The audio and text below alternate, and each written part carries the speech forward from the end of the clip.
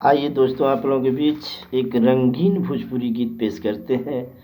इस गर्मी के महीने में एक जानी के सैया जी परदेसे बाड़न, अब बुलावत तरी कैसे गीत के माध्यम से सुनी। किया के गर्मी में बेनिया डोलाइए राजा घरे जल्दी से आई। आके गर्मी में बेनिया डोलाइए राजा घरे जल्दी से आई। अब जाके रउआ टिकट कटाइए राजा घरे जल्दी से आई।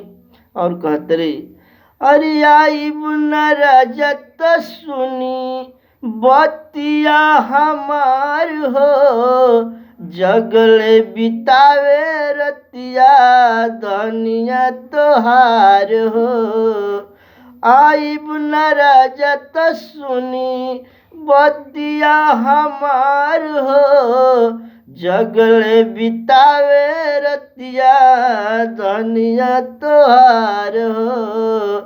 जन हमारा से कुछ फरमाइए राजा घरे जल्दी से आई। अब जाके रउआ टिकट कटाइए राजा घरे जल्दी से आई। आके गर्मी में बेनिया डोलाई ए राजा घरे जल्दी से आई। नमस्कार, प्रणाम दोस्तों। अच्छा लगे तो ज़्यादा से ज़्यादा शेयर, सब्सक्राइब, लाइक करें।